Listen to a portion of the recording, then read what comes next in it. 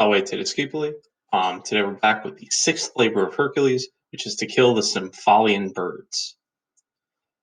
So what exactly we're looking at here? Simple, straightforward task. Nothing as crazy as cleaning out stables or anything like that. Standard monster hunt here. These enormous man-eating birds have infested the forest near a swamp called Stymphalios. Their beaks and their talons are bronze and can tear through armor, and these things are big enough to literally pick up a person by the shoulders and carry them away and eat them. Eurystheus wants these gone so that people can hunt there again. And the thing is, this is very straightforward because Hercules is really good at something, which makes this task very easy for him. It's one of those things that modern audiences tend to forget, but Hercules was the world's greatest archer. Repeatedly, he's stated to be the greatest mortal archer ever. This is a great piece of art that's in the Metropolitan Museum Art here in New York City, and figured I'd show this to you because, again, it just shows Hercules with a huge bow bracing himself to fire away at these birds. In many versions of the myth, Minerva or Vulcan give Hercules these huge noisemakers. Even in the versions where it's Minerva giving it to him, Vulcan made the things to scare the birds up and to make them easier targets. So you can see these over here. On this vase painting, which is not featuring Hercules, it's featuring a dancer. Basically, they're like rattles or maracas or maybe like bells or something like that. And these are designed to scare up the birds so that Hercules can shoot some of them down. Again, very straightforward, simple task. So much so that honestly, there's not really a lot of deeper meaning here. There's not like anything that goes into it. With that in mind, I'd actually like to go straight into the seventh labor, which has a bit more interesting backstory. For the seventh labor, once Hercules returns with a bunch of the feathers from the Stymphalian birds, Minos tells him, all right, this time I want you to go to Crete and to bring me back the famous Bull of Crete. Now, this was famous back then, but you guys probably haven't necessarily heard about it, so let's get some background. King Minos had been a cruel but very effective king in Crete, which is an island off the Greek mainland.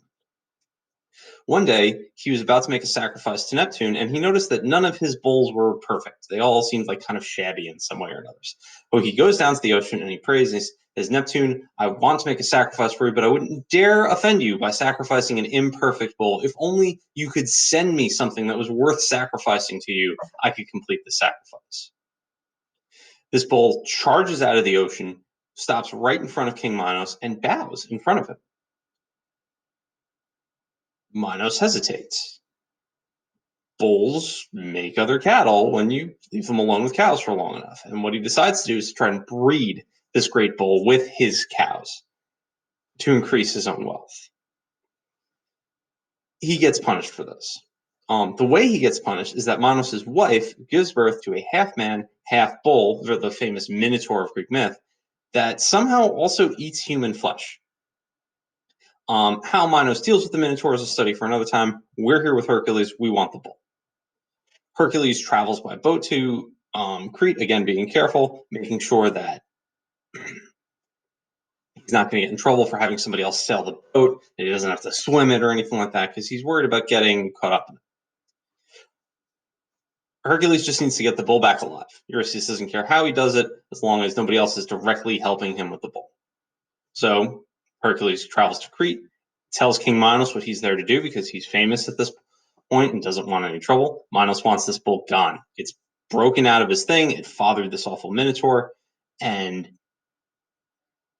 basically, he wants to see the end of this as fast as possible. Hercules prefers the simple solution, and he confronts the problem head on. And he gives us actually sort of the metaphor, the saying that we use today for confronting a problem head on. He walks up to the bull very carefully, grabs it by the horns, and wrestles it back to the boat. Hercules brings it all the way back to Eurystheus, holding on to it tight the whole time. It's a couple of days. He's basically ready to wrestle this bull. At the last moment, it actually breaks free from his grasp and bows in front of King Eurystheus. And here's the point where I like to ask my students what they think is going to happen. Not every original poet includes this, but, well, does Eurystheus follow through on this? Or does he act like Minos and forget to do this? Does he try to breed it with his own horses and cause trouble? The short version is that Eurystheus tries exactly what Minos did, to breed it with his own horses, and it ends up rampaging around. Some other hero ends up killing it, months later. But Hercules completed his labor, and he's done. So, thanks for tuning in for the special two-for edition with two labors. The Stymphalian Birds, again, not super exciting. Bull of Crete has a bit more to it because you see this hubris. You see Eurystheus starting to make actively bad decisions in this instead of ones that are just, nasty to Hercules. And, well, this goes on. This gets us to a little over halfway through the labors at this point, and they start getting a little bit weirder out from here. I will see you guys in the next video when we will talk about Hercules' 8th labor. Take care.